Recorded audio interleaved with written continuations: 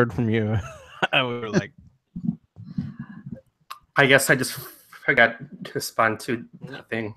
it's okay. My bad. When you don't respond, I just assume you're going to be on the show. That's a safe assumption, yeah. Yeah, like if you and Rudy would not respond, I'd be like, okay, I think we're good. Yeah. I think it's good. Everyone else is the opposite. Yes, you are correct, sir. All right, what's my sport of choice tonight? No buckets tonight?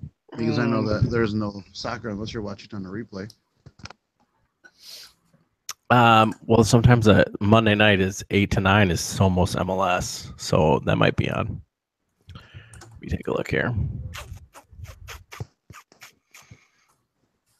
Yeah, it is. Boom shakalaka.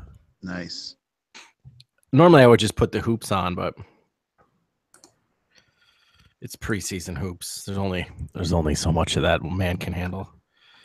Das Hoops. Correct. Das Hoops.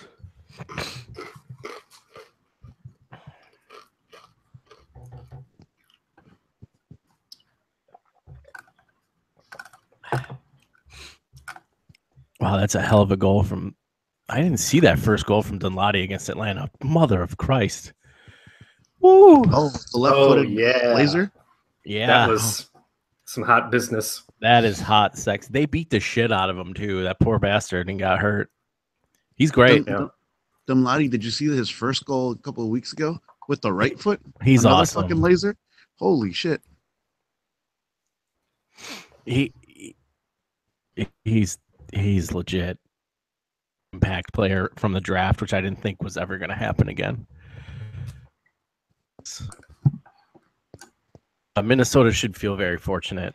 They're going to be dope as fuck next. I think they're going to be good next year if they can figure some supporting people out. All right, let me see if I can find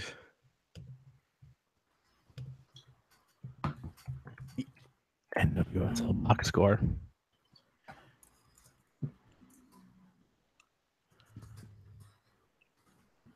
Big cheers to my Hermanos of the Iceland. That Twitter account you're following that you retweet every once in a while is the greatest thing in soccer. They're the best. I love them so much. It's the best. It's the best thing going in international soccer. That is how to handle it. Iceland. Indeed. It's so fucking good. All of the references to the gods, both major and super obscure. It's fantastic. Oh my God, this is such good shit. Oh man. Okay, can game info, is that where this is going to be? I love how every domestic league in the United States likes to hide their fucking box scores. They're just like, no, it's buried in this. Yeah, no, it's in here. It's buried in here. You know, what do you need a box score for, dude? I don't know. It helps. I wish that we could get some Opta stats, but I guess that's too much to ask for. For the NWSL, yeah, they should be. Opta should be all over that, but Opta's not.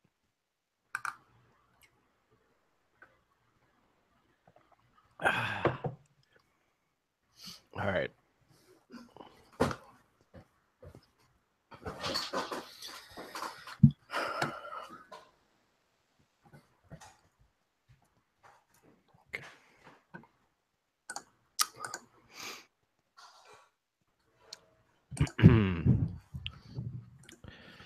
right. What was it? Oh, right. Yeah.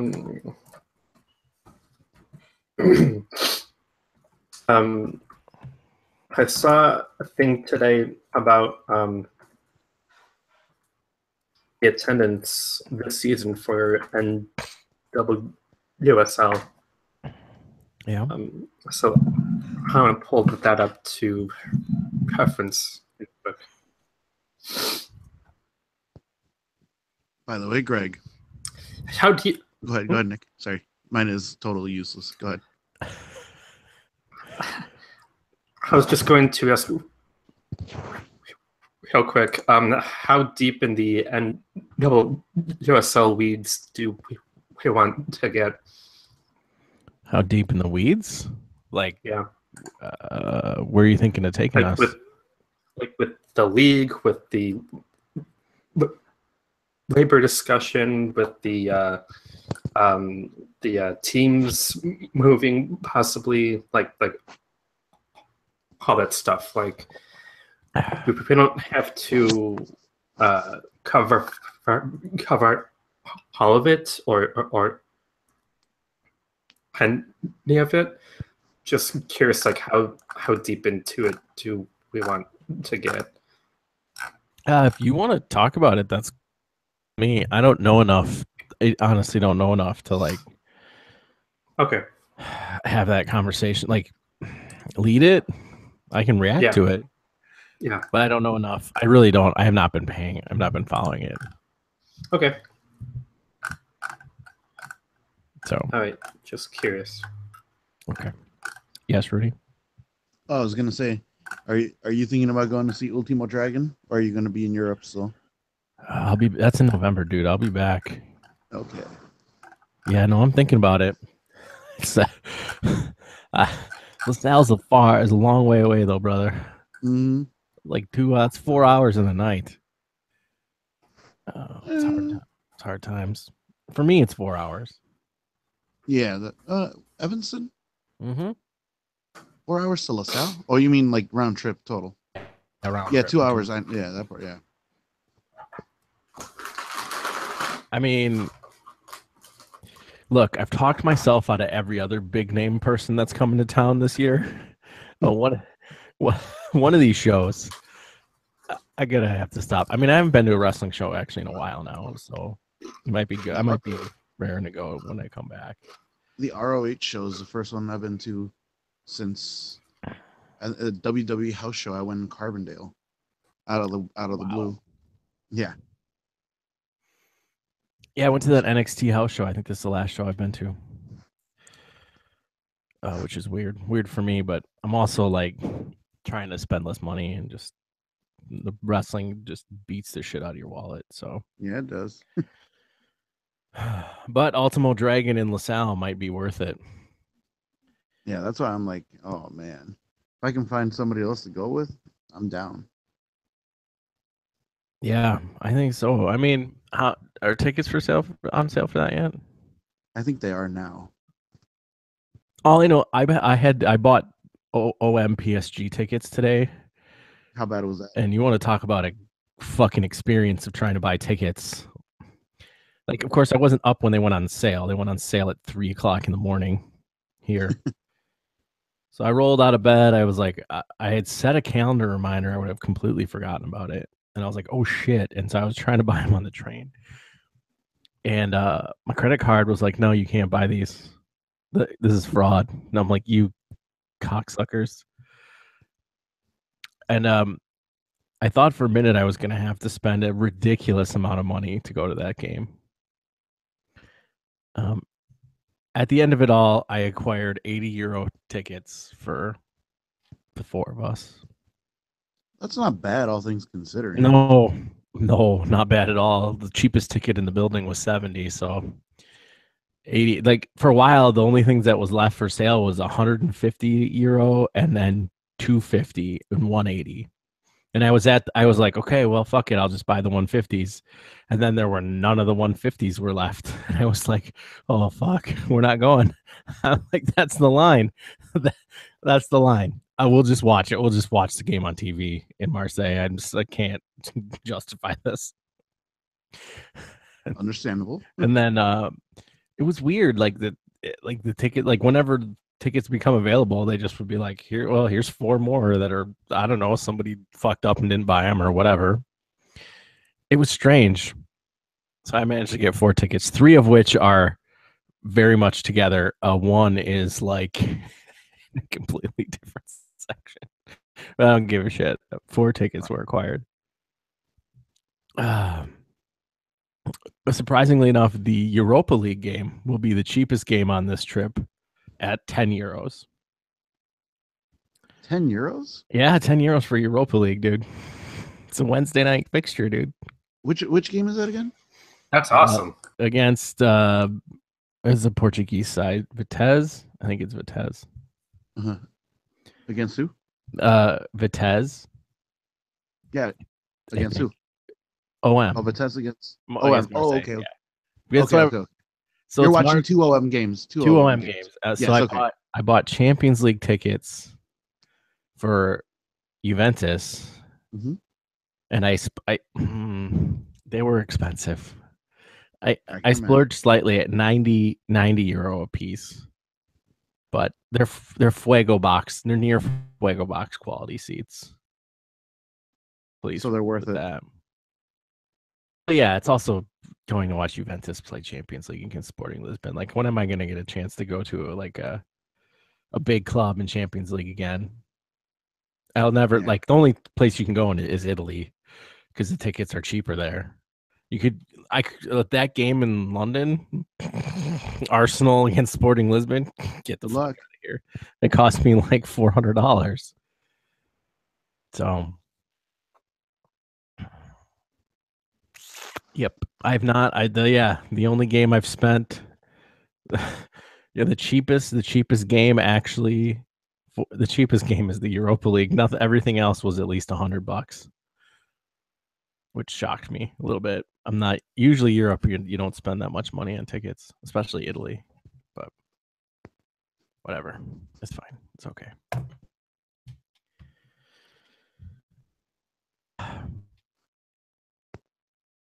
Is that Pavel? What, Pavel Pardo? I thought I just saw him on. He does Linea de Cuatro on Univision? Every once in a while. They've been moving him around all over the place. That was him then.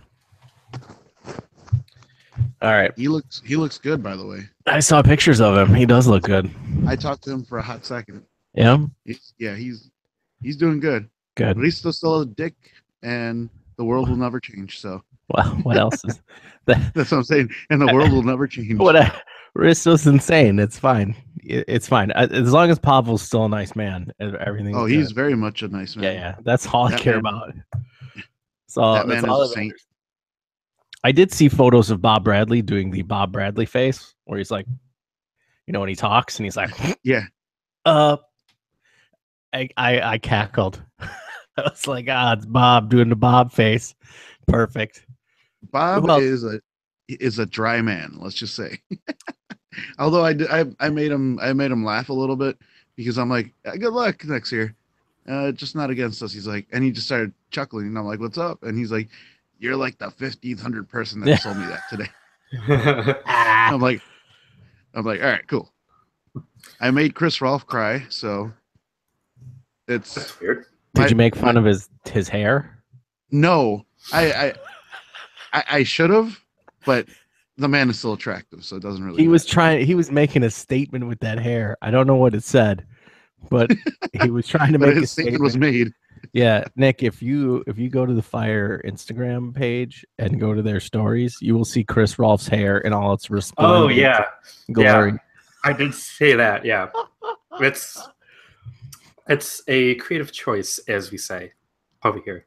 You made him cry, Rudy? Not in a bad way. Nice. I told. But it still meant you. Wow, it sounds like things got emotional. It did, because he was the most popular man in the room, and this is with again Risto and all those guys there. He's just so fucking down to earth. That's why everybody loves him. He's beloved. He's Chris Rolfe. Yeah, it's fine. And it's and Chris. I told him because when I was talking to him, he seems still surprised. He's like he's still a small town boy, and he's like, I don't know why everybody wants to talk to me, and I'm like, Chris, let me tell you why. Nobody got a chance to say goodbye to you, you dumbass. You just were gone. And on top of that, it was like, I'm like, dude, like you envisioned a lot of things that most fans love, at least from an underdog. Just he's not that tall, relatively speaking to other players. He's a fucking small little dude still. I'm like, you did what a lot of fucking people never expected for you to do. So I went on for like a good couple of minutes, and he like I see like tears coming down his eyes. I'm like, dude. I'm like, I didn't want to make you cry, but dude. He's like, no. He's like, I've never understood why. And I'm like, okay. Yeah. So, Oh, he's dope. Chris is a good dude. He's also he's very likable. Mm-hmm. It's kind of like for me the like Chris and Desan and like he was there too, which was I saw that was surprising to see because he never responded to anybody's invites that, is he coming or no to have him a ticket. And then like with 30 minutes before the before the event started, and I still get 2 tickets. So credit to the hustler Desan Robinson for hustling himself an extra ticket without responding 30 minutes before the event. He's like, I got juice. Oh, don't worry about it. Him and his lady look great too. That's the other thing. They were looking fucking fine. I'm Desan Robinson. I have juice. Get the fuck out of my way. That's incredible. And to me, the best part of every group picture was the fact that you have Peter Novak, you have all these legends, right, in group pictures. And Parentopoulos kept peeking his head out in every single one. And I just could not stop laughing because I'm like, no, that's what these things are for. That is no, I oh no, that's why I'm like, that is amazing. A dude who had to have a side job at a 7-Eleven during his playing career was in a picture like that with them because he fucking that he guy made the deserves team. it. Exactly. He deserves it more than anybody. I'm like, I bet you that this is the highlight of his. I won't say his life, but it's pretty close, probably. That's fantastic. All right, let's get this. Yeah, let's get to this Red Stars game. I gotta stop in 20 minutes to go get my laundry. So, are we doing the Philly preview as well, or nay? Yeah, dude. We got dude. We're doing Red Stars. We'll talk a little bit about NWSL, and then we'll transition to league talk. We can recap the 3 games that happened. It's almost MLS is reaching for content. They're showing the Cruz Azul Dynamo friendly highlights. Are they? Wow. For a long time now, for like 5 minutes almost. By the way, are we going to talk about the little judgment that happened, or the end sanctions towards FC Dallas? Oh yeah, of course. That's fucking ridiculous. Yeah, we got to talk. We have to talk about that. That is. Yeah, that's a very interesting situation that's happening there. Okay. All right. Ready? Cool. All right. Yep. All right. Welcome to the show. Rudy is here. Nick is here. Who? No one else is here. Your standard crew. All right, this past weekend, our Red Stars, they lost in the 89th. This was devastating. Your scoring summary is as follows. 89th minute, Denise O'Sullivan, assisted by Jessica McDonald. That's all she wrote. Disciplinary summary. 36th minute, Danielle Colaprico with a delightfully filthy yellow card. And that's it. Nikki, baby. Yep. What do you think about this? What do you think about this game? Yeah. It was frustrating on quite a few different levels. Mostly because we had a really good opportunity at the very beginning. We didn't get it. And that was pretty much all we had to show on the attacking side of the ball. Until like late, but more on that later. Just the team looked slow to everything. Slow to loose balls, slow to react to transitions. The passes were not sharp. The touches were heavy, and that really favored North Carolina, who, credit to them, they played this game exactly as they should have. They pressured hard.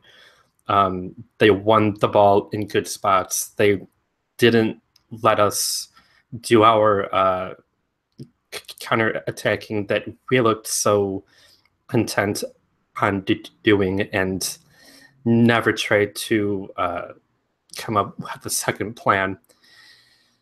So after like the first 15 minutes, it was pretty much one-way traffic for the next 70. And when you put yourself under that much pressure, when you concede free kicks and corners, it's eventually going to come up and get you. So a pretty decent effort, but really this has a pretty big missed opportunity to go to their first final. Yeah, this they were outplayed for, I would say, 80 minutes out of the 90. Like, they were literally played off the field, and the fact that their defense held up so well is a tribute to the crew at the back. They were really tight. I thought the goal Nair was great. You know, Sam Johnson and Short were really, really good on the day. Like both of them were terrific. Casey Short was absolutely fantastic. Yeah, no, she had a hell of a game. But the bigger problem is that because they had to do so much wing defending, their wingers were pinned back, and they could not get any wide play. And it was very noticeable all game long. I thought Rory Dames was frankly outcoached and made to look like a man who did not understand tactics at all and the strengths of his team. I was pissed. I was really hot about his choice of, like, let's just lump the ball over the top to press all game. It was killing me inside. My other takeaway is that North Carolina's really fucking good. They're a really good team. I hadn't watched much of them this year except for a couple of games they played against the Red Stars, and I was really, really impressed. I thought Denise O'Sullivan had a terrific game. She also has an incredibly adorable accent. She was great, and especially because Dabinia goes off early, right? She dislocates her elbow in the 10th minute, and it's like, okay, Kristen Hamilton comes on for her. But at that point, you're like, okay, the door is slightly open because she was, a good cog in their offensive, what they were doing offensively, and they didn't miss a beat. They didn't miss a single beat. But this is a good team. They're deep. I was surprised at how disciplined they were on the field. It was easily one of the most disciplined performances I'd seen from any NWSL side all year. I mean, I don't get a chance to watch I try to watch a game at least every week, and I didn't get it every week this year, but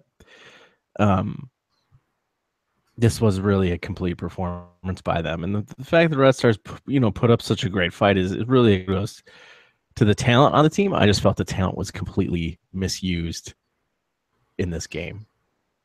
I hate Julie Ertz in the midfield. I hate it. Every single time I watch her play there, I feel like she's playing out of position. She drifts back too far, and I think she wants to be a center back. I don't think this is a position that she's really adept at.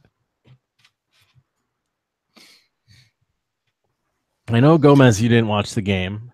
Did you catch anything on this? No, not really. Unfortunately, the hotel I was at didn't have Lifetime, and the internet was pretty shoddy, and also $25 a day. So I'm not paying for it. Yeah. So yeah.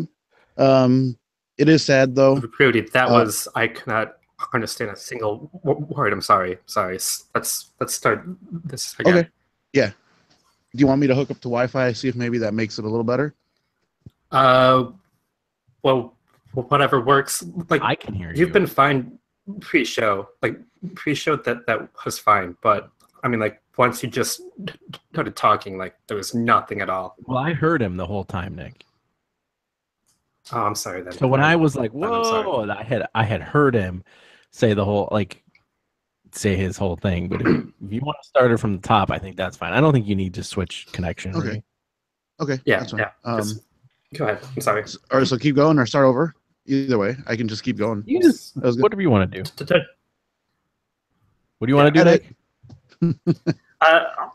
I said just start over since it just stopped cold. So just there you go. Start it over. That's fine. Be safe. Yeah. All right. Yeah. No.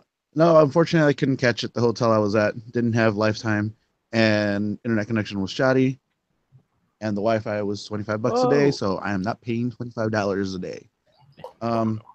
Yeah, it's sad to see them crash out of the playoffs. It didn't seem like they had been strong all season for what we were expecting, but they heated up in the last little bit. Yeah, so that's a shame. I wish I had made it to a game this year, and that's another shame that I didn't get a chance to go, but hey, next year, and hopefully everybody sticks around who we need.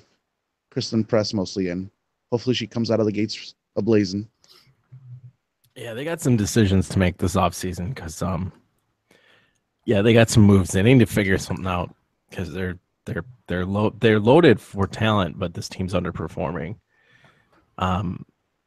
So I watched the game at AJ Hudson's. I sat outside with a crew. Now, why I sat outside was because the back room at Hudson's was absolutely packed with Red Stars fans. It was like maybe 50 people in there. Seriously, awesome. There was a shit ton of people there watching the game. Awesome.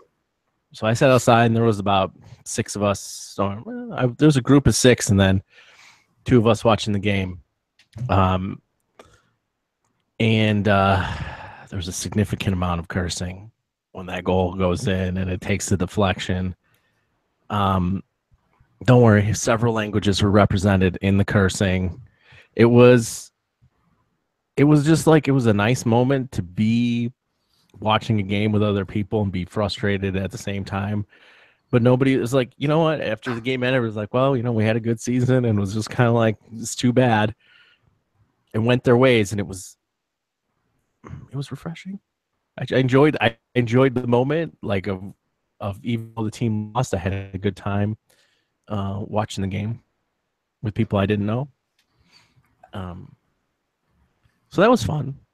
I think most of the time when I interact with the Red Stars fan crew, it's almost always positive. So get out there next year, as they should be good again. I'm hopefully with a new coach. I'm very much anti-Dames, and I don't know much about him. This year, he's driven me completely insane. Well, something about that also that I've been thinking about this season is that it seems like the Red Stars have a difficult time scoring goals, and with the attacking players that they have, there's really no reason why they should be struggling to score goals. I mean, just to kind of draw a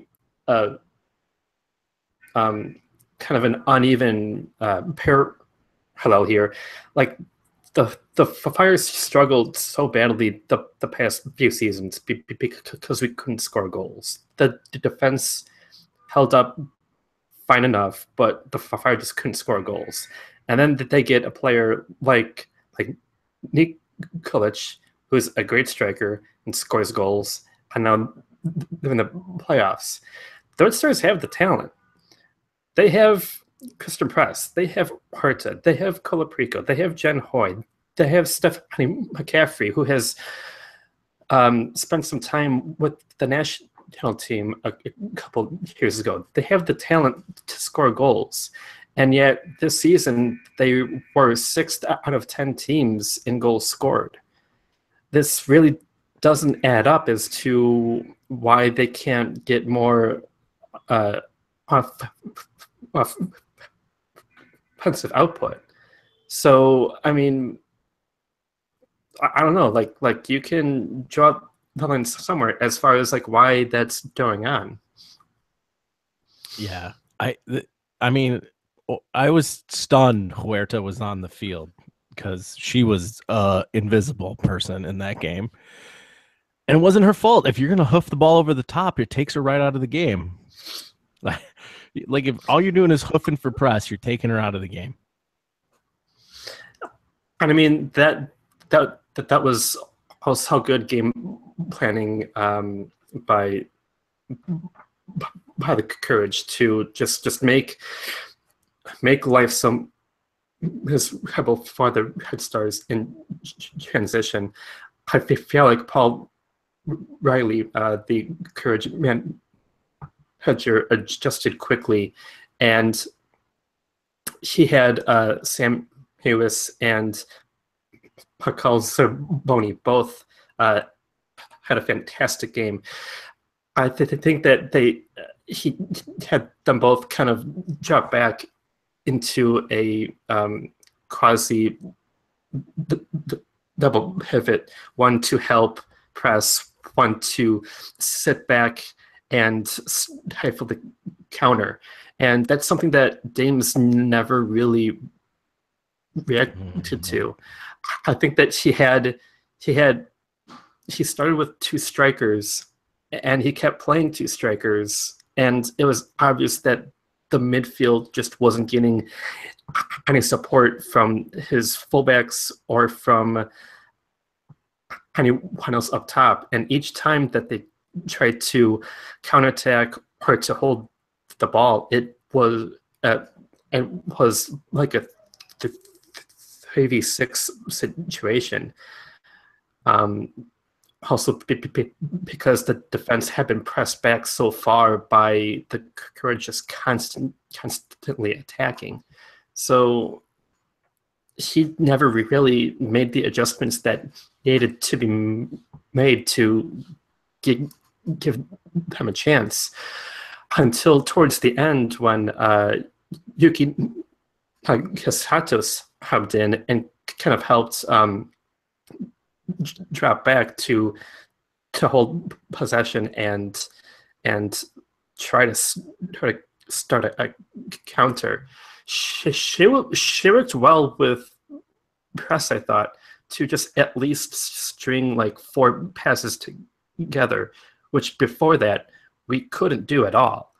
So I feel like a lot of the good question. Go ahead. The in-game tactics were very troublesome from Dames. Yeah, I mean, there's a good question to ask why it took so long to sub Nagasato on. You know, like also like I don't understand why she didn't start, and you leave, you know, either Oi or Huerta to come off the bench as a tactical maneuver to change things up. I just didn't get his. I just don't understand his decision-making process. And the Courage coach, it's Paul Riley, was, I mean, this guy's a hell of a coach. He also gives very serious but made me laugh interviews at like halftime and like otherwise. But he's great. I mean, he had this team. You're 100% right on that. The tactical change that he makes, Nick, early after the Red Stars look like they're going to have a hot start and they don't. After they, you know, have that goal or that near chance not go in. Really, I mean, this guy, great performance. At this point, I'd be stunned if they didn't win this upcoming weekend in the final. I'd be shocked. Portland stomped Orlando to advance to the final 4-1. Yep. Yes, 4-1. Yeah. In Portlandia. It was a beating. It was 2-1 for quite a while, and then the wheels came off the bus in the second half. Orlando, who just were not up to the task. Also, Portland sold out their house, and it was full. It was full. There was a lot of people at that game. The attendance at that game was over 18,000. That's fantastic. That's amazing. All right. So we will be back with more Red Stars action next year. We'll update you when weird shit goes down. Hopefully when they have a new coach. And yeah, we'll take it from there. Nick, I think you wanted to talk about the league as a whole for a minute. Do you want to do this now while I'm getting my laundry or after I get my laundry? Because I got to get my laundry. I can take it from here. Yeah. You're going to take it from here? All right, I'm going to put my microphone on mute. I'll be back in like 8 minutes. Okay, sounds good. I can fill that time, I think. All right. Do it, Nick. All right, Nick would like to talk about the NWSL struggles or what is the news of the league. Nicholas. Well, thank you. Yes. Hello, audience. It's you and me now. Hello. All right. Well, some of the awards are out, or the nominations, and the finalists for the MVP award, which I can't find, includes Sam Kerr from the Sky Blue FC, who is also the Golden Boot winner. I would be surprised if she doesn't win it.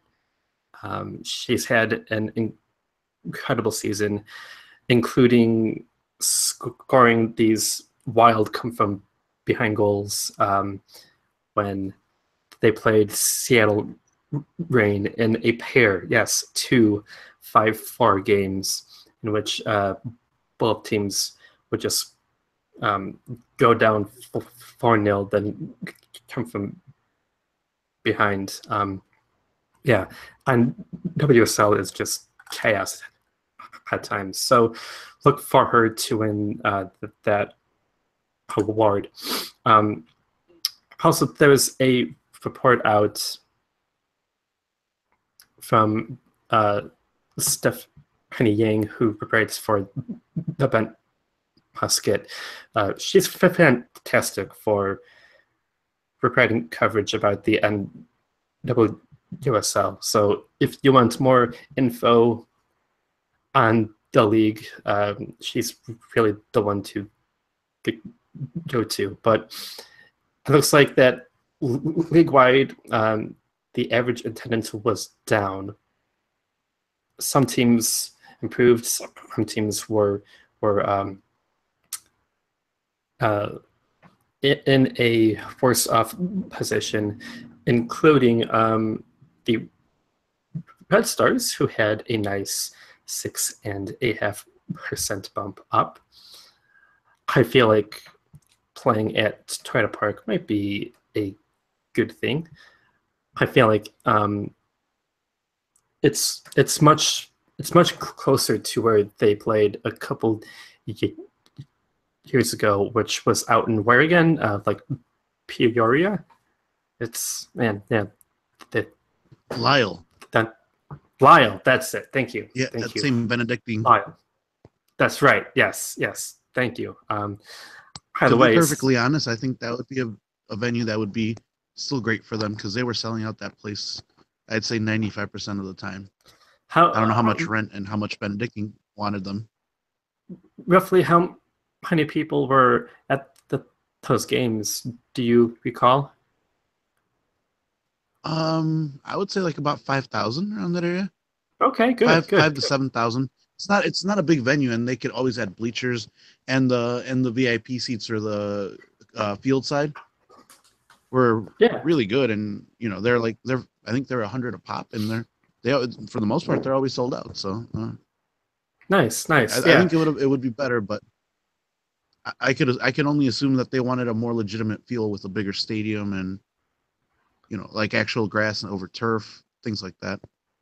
Yeah, and I feel like they are trying to develop a bit of a partnership with the Fire also. That could be it too, and that would be great to see. As we talked about last time, didn't we? An association between teams and well, MLS teams and yeah. But we talked about that before the show started, which talking about that now would be great. Because one of the teams that had a really rough year as far as attendance goes is FC Kansas City, whose attendance dropped by almost 50%. They averaged less than 2,000 a game, and from what it sounds like, according to Richard Farley at 442, it sounds like their future in the league isn't out, which is quite unfortunate. So I'm not and they've always been a strong team for the most part, haven't they? Yeah, they're a strong performing team. They have some stars on their team, like Honey Baru and Becky Howard. So, like, they should be drawing in more fans like they have. So I don't know why a 44% drop in attendance occurred this year, but that's difficult to bounce back from. And there are talks about moving the team if they can find someone to buy it. One of the rumors that I keep seeing like going around is that Barcelona wants to get in the USL game and move into Southern California. I don't know where this keeps coming up from. I don't know what that's about. I would like to see some NWSL out here in LA, but I honestly have no idea if that's going to happen anytime soon. But if that happened, you need the full star power of actual Barcelona to promote it, not obviously have anything else to do with it, but you need to have like your Messis and all of them in order to convince people to go to games, even if it's gimmicky for a little bit. It'll catch for a while, and hopefully the product would keep people around, but you never know. And also, like, I feel like they would actually probably have some really good talent or scouts to send this way to build a solid, productive, competitive team. So, I mean, again, I'm not exactly sure how much truth are in those rumors, but they are rumors that I've seen come up multiple times over the past year. And one other quick bit of business: the NWSL is also forming a players' union, which I feel is great.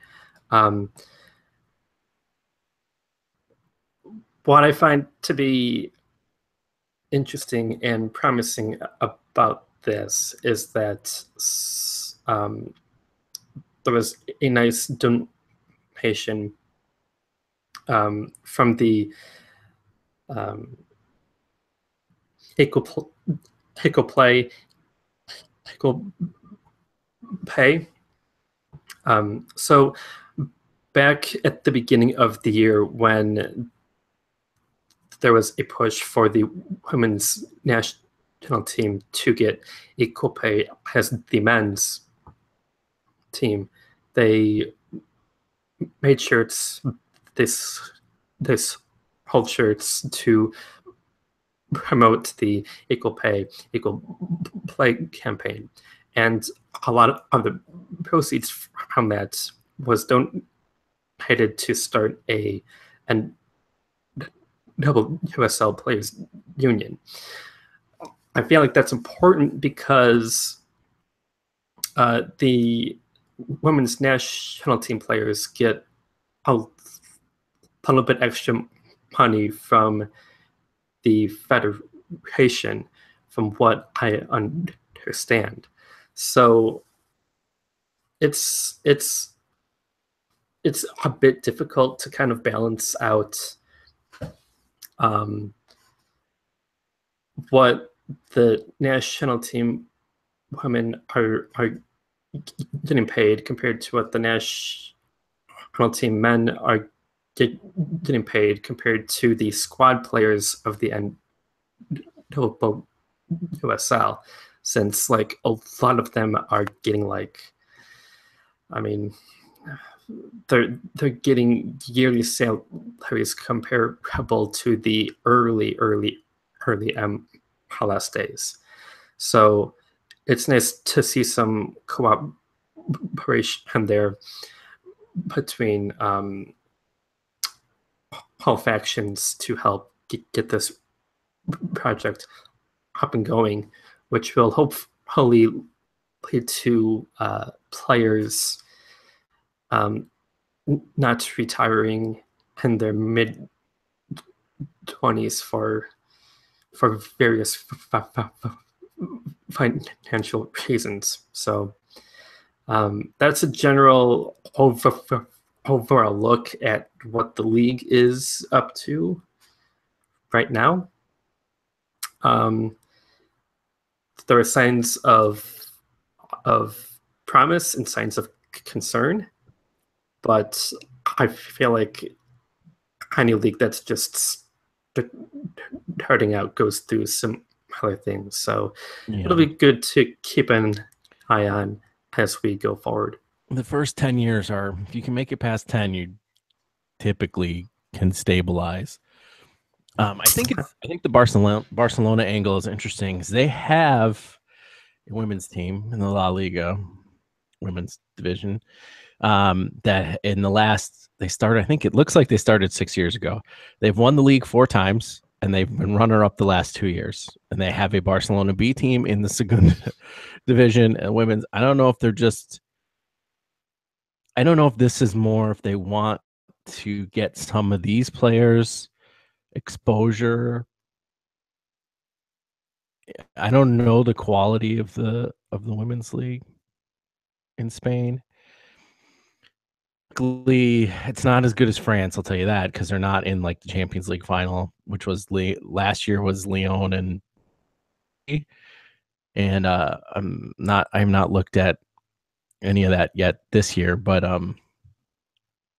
so that's interesting that they're thinking about that. They might be wanting to get their players better opportunity to play, but yet still be able to pay them year round. I don't know. Their angle is interesting. I can't really figure it out, but that'll be something to watch. Anyways, so it'll be an interesting off season from the sounds of it. Thank you for that update, Nicholas. Yeah, lots to keep going on. All right. Let's swing our attention over to. There were 3 games on this international break window. Bye, Nick. He'll be back. Boss Nick. Yeah. he'll be back. Hi, Nick. There, he's back. Okay. There were 3 games on this international window. The Red Bulls beat Vancouver. Well, let's go back to Tuesday. Tuesday, Atlanta United shits the bed at home to Minnesota United in what can only be described as possibly my favorite Tuesday night game of the year. Or ever. This game was so good.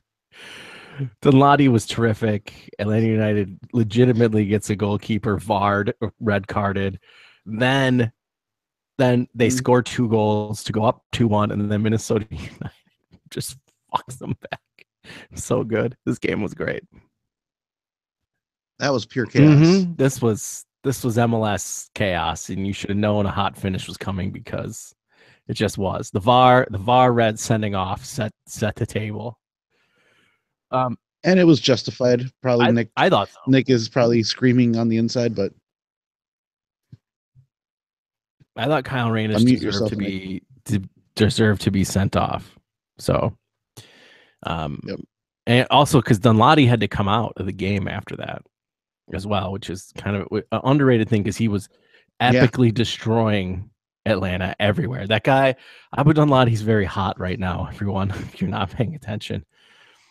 The Red Bulls did the business. Tackle, yes, go ahead. Sorry.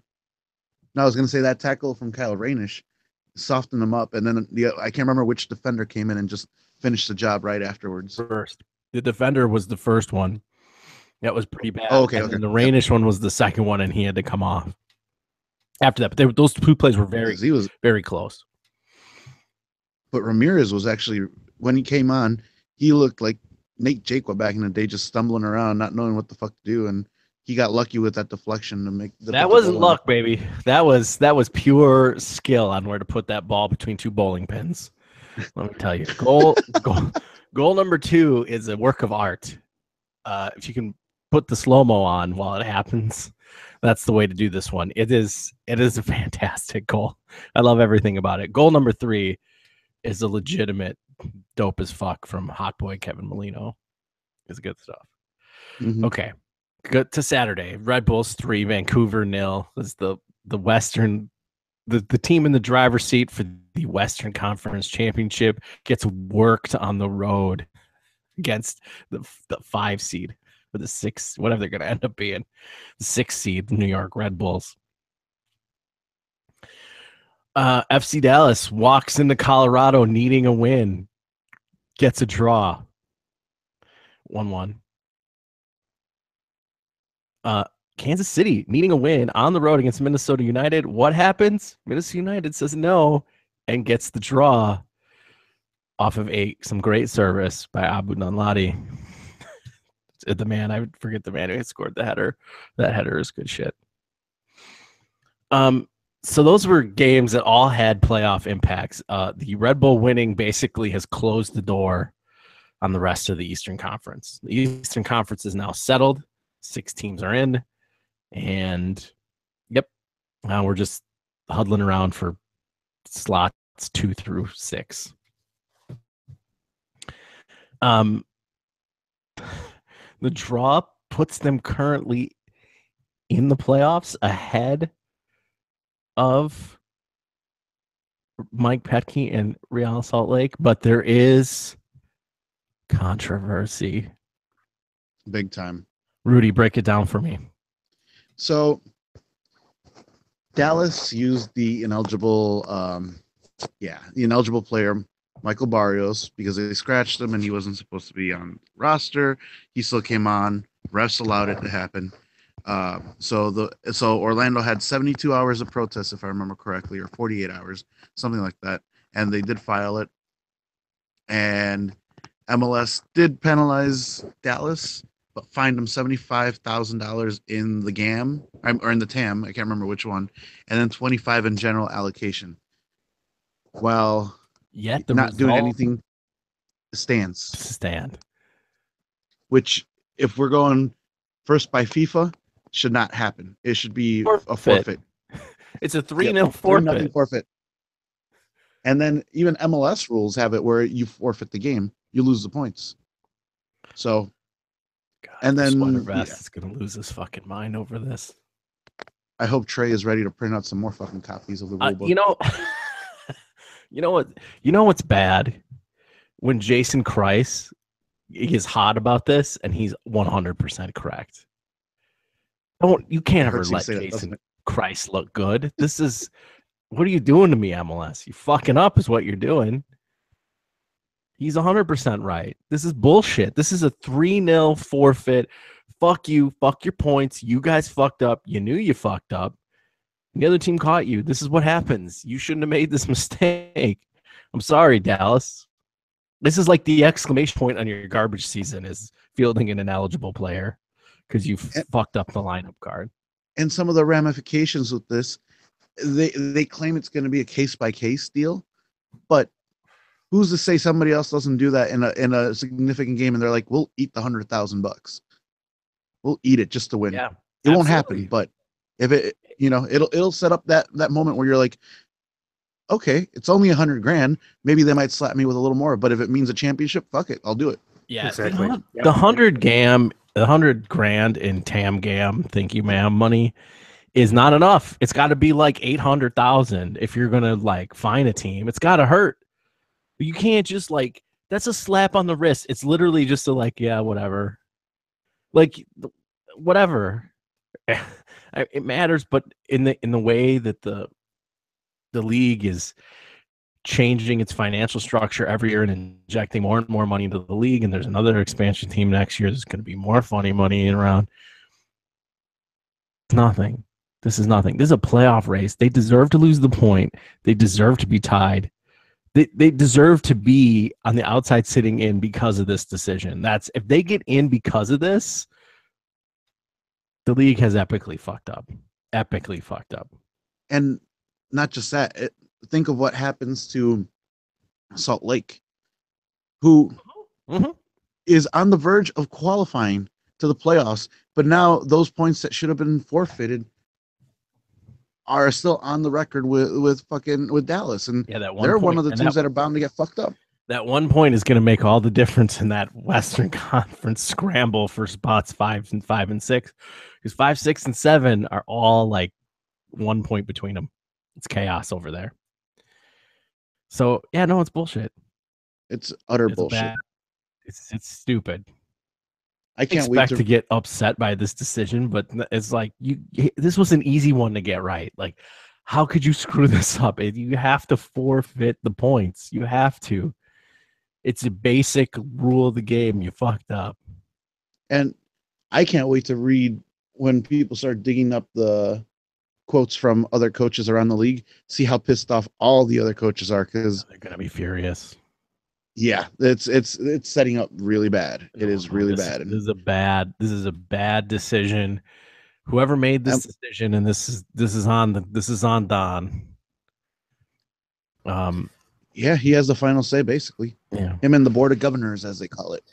But is anyone really surprised that Halas went very easy? Yes, I'm stunned. Because this is like this. I'm not surprised at all. Look, maybe this is just me being incredibly naive, but this is one that no other league fucks up in the world. Everybody gets this one right. This is the easy one.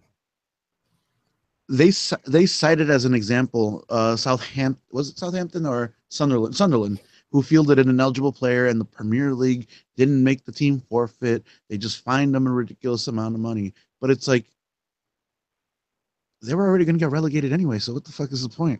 Well, it had no real implications with them. But at the same time, they still fucked up by not making the team forfeit.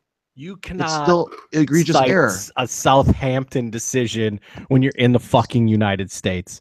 Fuck off. That's not even your fucking region. Go fuck yourself. You don't get to compare yourself to UEFA. No. What would happen? What would happen in Mexico if this happened? It's a 3-0 forfeit. Fuck off.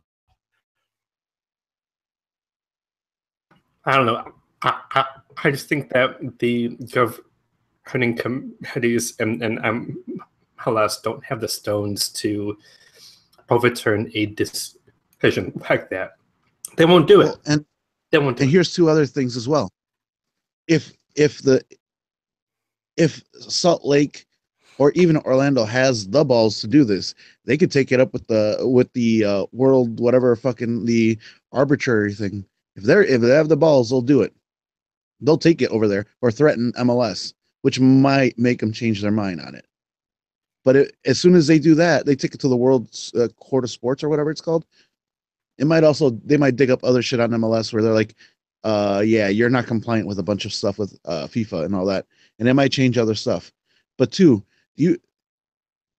how much do you think it being the Hunt family that owns the team had a lot to do with it being money over points? Because it's still one of the original owners. It could be something there to it, but that's just speculation and theory. And I like that studs up tackle you just pulled on MLS. What if it's the Hunts and they love their money? Studs up. It was nice. It's true though. It was nice. I don't, to be honest with you, I don't think it has anything to do with who owns this. It doesn't matter. I think if they were going to make this decision, they'd have made it for any team at this point because that's how stupid they are. Like this is dumb. I don't think it has anything to do with who owns the club. Because I mean, it's dumb, but I feel like it's more weak. It's more weak. Yes. Like they don't want to make an issue. That they don't want to overturn things. They don't want to affect the playoff race, and they don't want the headlines of this happened. No one caught it. Now we have to fix it. Well, now it is a headline, though. It's all anybody outside the MLS website can talk about. Like, it's just like, this is bullshit. Like, you get coaches freaking out about it. The coaches, they've turned it into a bigger story. So hopefully they get their heads screwed on straight. They won't. But I'm literally like, this is the easiest possible decision. For a league that is genuinely very smart in how they handle themselves and their worldwide image, this is a black eye. That's a stupid one to give yourself. Self-inflicted wound. Okay, let's move on. Fire are back.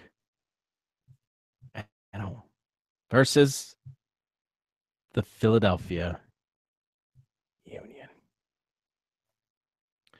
All right. How do we feel about this game? 4 p.m. kickoff. Sunday afternoon, because the league hates us and believes in putting all the games at the same time, which is stupid. I hate this. I fucking hate this. Well, hey, at least it's uniform and it's not just us getting fucked. It's stupid. It's dumb because nothing else is uniform in this stupid league in terms of scheduling. It's dumb. You have an unbalanced schedule all year, and then you're like, oh, the last 2 games are everybody's going to be on the same game, and then they're going to kick off at the same time. For the teams that had the 3 Wednesday games, they're playing on short rest. It's stupid. This is asinine. Anyways, sorry about that. Rudy, what do you think about this one? I believe this is very much a trap game only because Philly wants to. No. They need it for. Oh yeah, they're out. Never mind. Take it back. They're out. Sorry. I'm still. It's a trap. Processing the rest. Sorry. It's a trap. Forgot. That's a trap. That's actually. It's the whole voice I was thinking the whole time I was. Yeah. So. No, I'm interested to see how Philly's going to come out. I think the Fire are going to win this game. I'm interested to see how Philly's going to come out now that they're out of the playoff contention. I think a lot of those dudes are going to be playing for their jobs next year because there needs to be some turnover there, especially considering how they underperformed and that Jay Simpson was a hell of a signing. But what about your boy Alejandro Bedoya? He's trash, dude. He's like getting left unprotected. I know. That's what I'm saying. It's like, yeah, some of those dudes are battling for stability and all that shit with that expansion draft coming and all that mumbo jumbo. So they're gonna give hell, but I think the Fire are gonna prevail in this one. And I'm also interested to see if you start dear old Richard Sanchez in this one. That would be a very interesting thing to see because we're down to the stretch. Why not give him some more time? I don't know how I feel about that. I hear what you're saying. I'm on the Richard Sanchez bandwagon. I don't I don't know how I feel about starting him in what is basically a must-win game right now. But I feel very good about this game because in theory we're healthy with this 2-week break. Now, can anybody update me on this in theory that we're healthy? Do we have any factual things that we're healthy? I know Bossy should be healthy. David should be healthy. They played 2 weeks ago. Bossy went out the other day in training with more leg issues, so he might not be there. I didn't know that. Everybody else should be healthy. How's Juninho? Just somebody tell me Juninho's on the horse tranquilizers. I haven't heard anything about Juninho or seen anything about him. Okay, I know everybody He gets was at the party yesterday, so he's good. Okay, good. Well, at least he was able to drink. Look, I know everybody's like, who's going to replace Deloya? Should it be the kid? Should it be somebody else? It should be fucking Juninho. Okay? It's like he doesn't exist when people talk about this team anymore because he's been hurt all year. I was about to say it's because he's hurt. He's not there. I know. That's the issue. But it's not his fault because he's hurt. But he's still on roster. If he's healthy, yes, I want him to. If he's healthy, I want him on the field. So it's not that. It's just that he's not healthy. This was not in reference to you. This was in reference to a lot of the conversation I saw from the national media where I'm just like, Juninho exists, you idiots. This is your fucking job. Like, he's the obvious replacement. And maybe one of you could make some phone calls. You know people. You're allegedly a reporter. Could you please tell me what's wrong with him? I'm worried about him. He's really good. I think he's in a cryogenic tank for the most part. Especially on game days. Oh, God. I hope Zhao is hip. Preserve him for next year. I hope Zhao is hipped into all that new age health stuff that he's so good at. To the doctors that he goes to? He goes to yoga. Zhao's a heavy yoga practitioner. Hot yoga, baby. We feel good about this game. You have to feel good about this game coming off the break, right, Nick? Yeah, I think so. Okay, good. Yeah, I mean, we're at home. I feel like we're going to want to build some momentum, especially since the last time that we took an international break, things went to shit. It's like, all right, well, let's not have that again. So I feel like Lamson for sure is gonna start. Get out of here with that Sanchez stuff. Lamson is going to be the starter for this game and for the rest of the season. It's just how it's gonna go. And I mean, I'm not expecting a lot of guys back. I really haven't been paying attention to the news, so I mean, I don't know what's going on with the injuries. I don't know.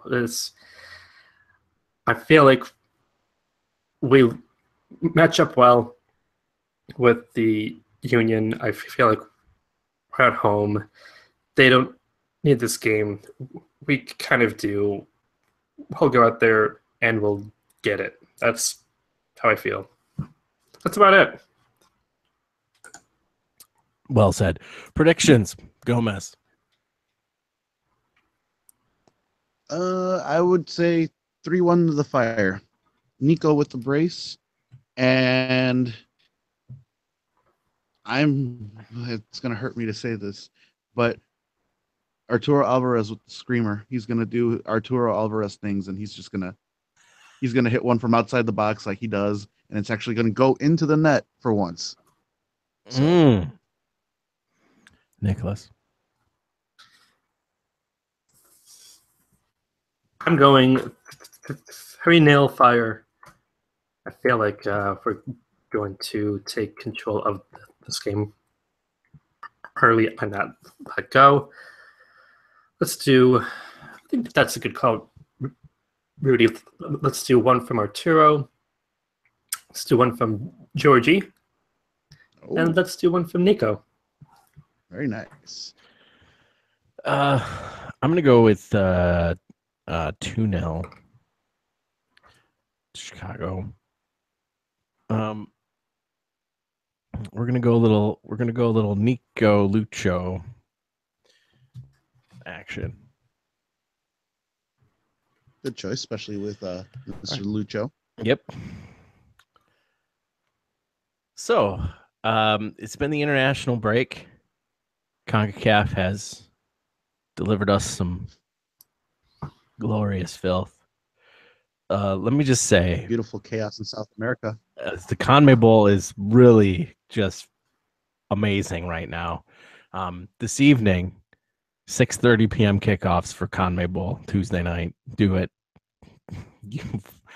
Get to wherever you watch the footy and lock in. I know the U.S. plays at 7, but who gives a flying fuck about them? They're garbage. They're shit. Everybody's skeeting over them winning 4-0 against a team they should beat 4-0. Really drives the point home, if you ask me. The big P is not so big anymore. No. They're and I was like Nick. I was yelling at my TV. I'm like, why isn't Blas Perez getting in on the filth? I felt like he was like his age is finally caught up to him now. You know who else's age is caught up with him? One Felipe Beloy, who started this game. Yes.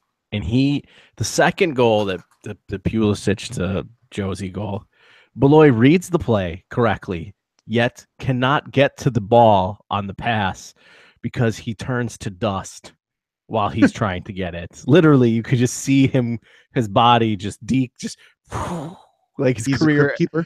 His career was just ended, right? His international career was over at that moment. He's like, I don't have this anymore.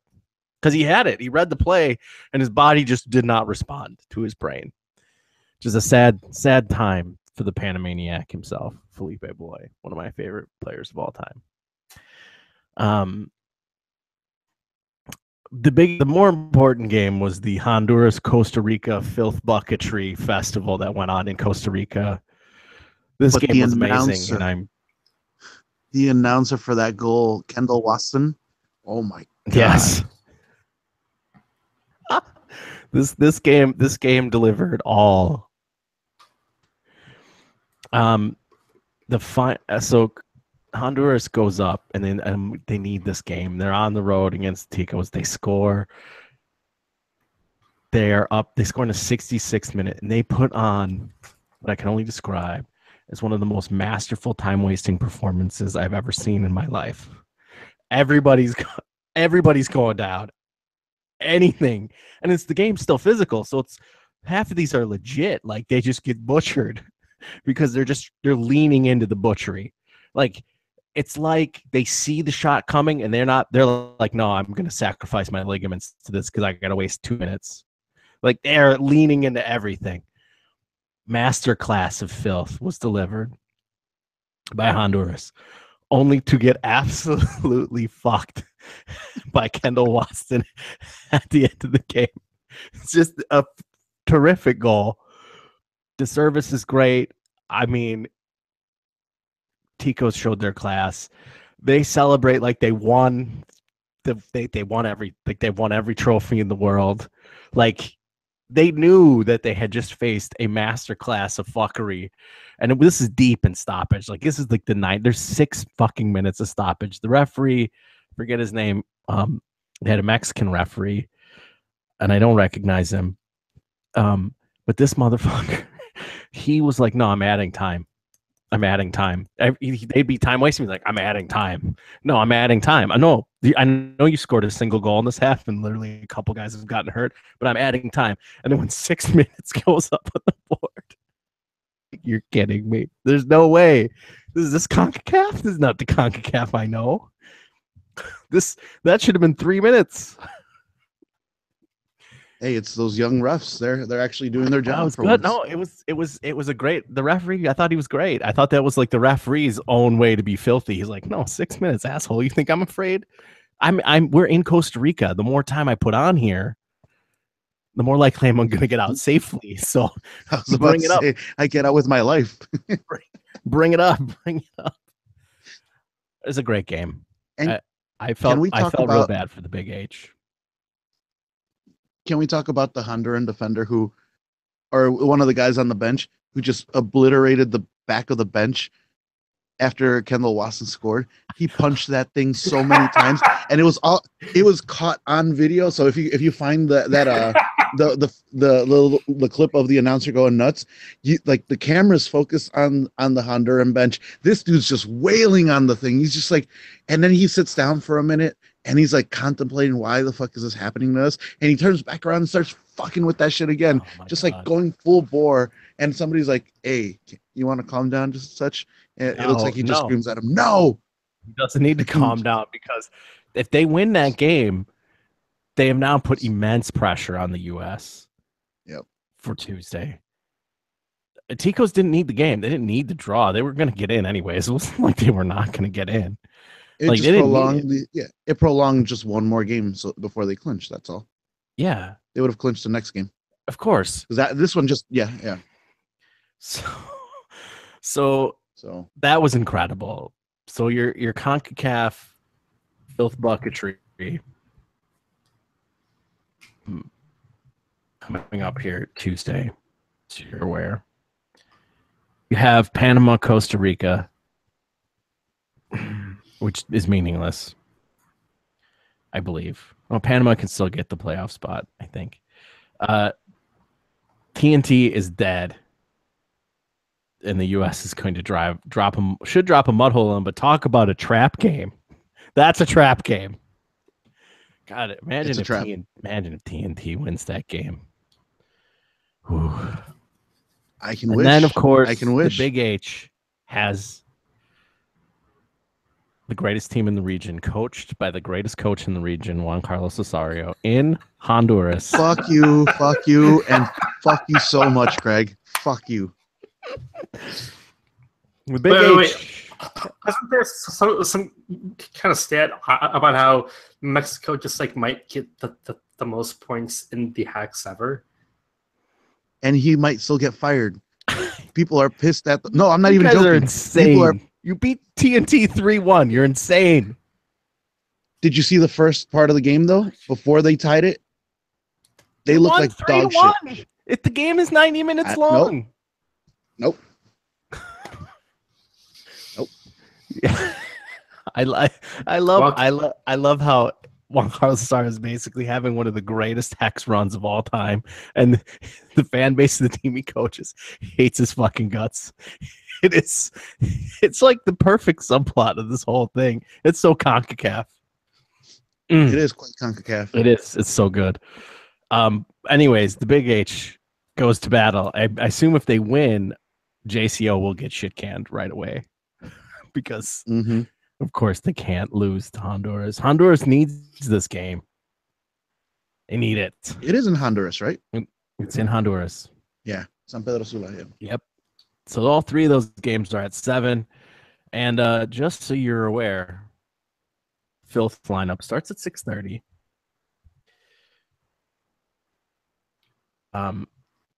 You get a full slate of fantastic. It's like a buffet of beauty. Ecuador, Argentina, as Argentina needs to win this game in Ecuador. Good luck, boys. You're not winning. By the way, I'm enjoying watching Messi's global reputation take a forever hit if they don't qualify for this World Cup. I'm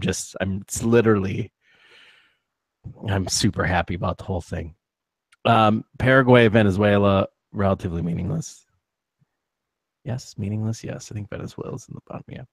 Peru, Colombia, bloodbath in Peru. Brazil, Chile.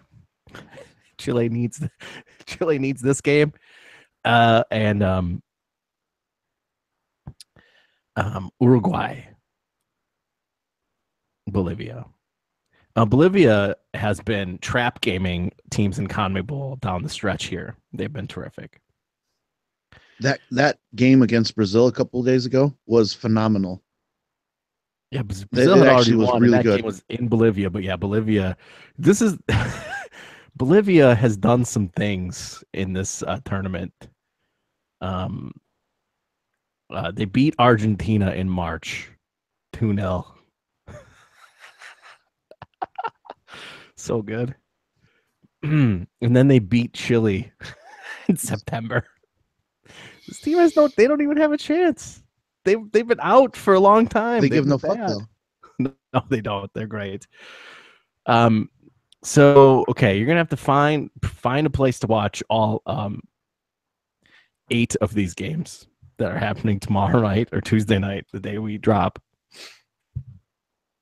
It's gonna be good times. Okay, I think we're done. We'll be back next week with a show. I don't know who's doing the show. I'm going to be scuttling about Europe. We'll figure something out. But we will have a recap and a preview for the next week. See? You better be doing the show from whatever game you're at. Dedication, brother. Dedication. Yeah.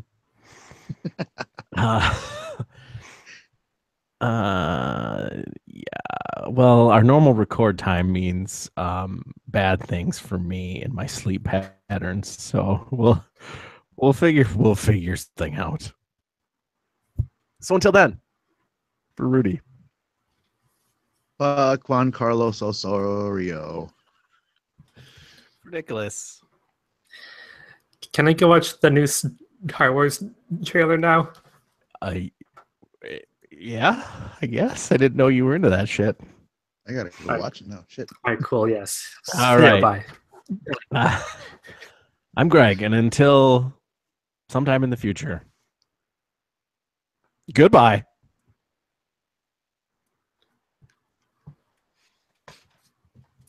Well, that was fun. We covered a significant amount of ground.